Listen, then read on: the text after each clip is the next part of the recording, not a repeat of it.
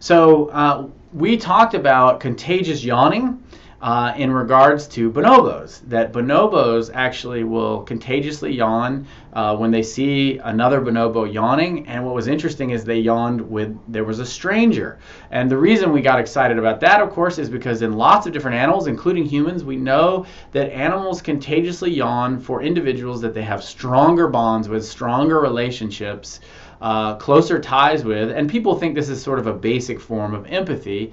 And it ends up that there's now good evidence that dogs may contagiously yawn, and they may even contagiously yawn for individuals that they are more or less bonded with. So this is really a fun game to play with your dog, and it's part of the Cognition toolkit that you can play for free.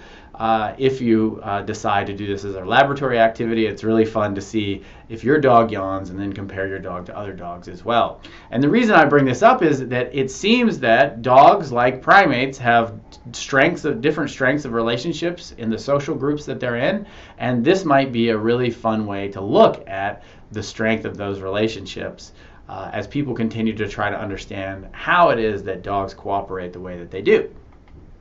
The other thing that's been discovered is a fascinating relationship between the amount of time that a dog spends making eye contact with a person and the amount of oxytocin, which is a neuropeptide that is created in both the dog and human. It seems that there is an oxytocin loop between dogs and humans, where as a dog makes eye contact with you, oxytocin is being produced in you, and oxytocin is being produced in the dog. And oxytocin is known as the hug hormone. It's a hormone that drives social behavior in humans and in other non-human animals. It's the hormone, for instance, that's related to a mother bonding with infants after birth. And it's been shown to be related to animals who have monogamous bonds tend to have a different level of oxytocin and receptivity to oxytocin than animals that do not have that same kind of bond.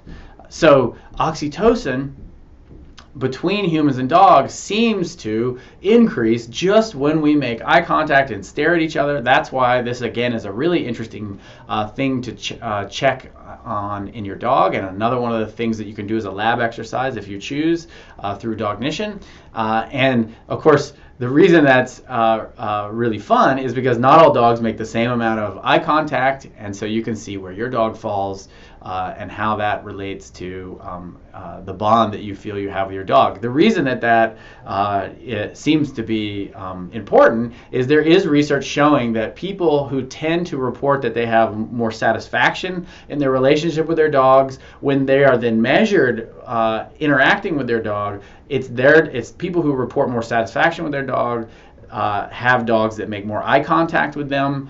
And when it was measured through their urine, those people were actually expressing more oxytocin in their urine, suggesting that the dog that made more eye contact was creating more oxytocin, making a stronger bond, thus making the people report when you asked them that they had greater satisfaction in their relationship. So dogs are really built for cooperation and bonding, and this is one of the fun, exciting things of this new research is we're understanding where that bond comes from, what drives it.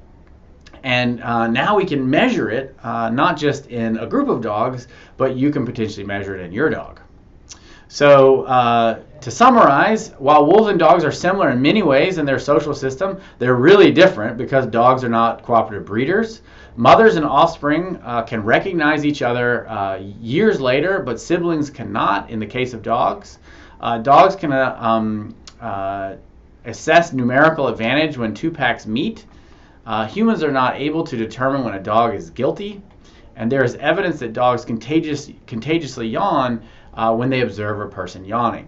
This has been linked to the strength of their bond with that person.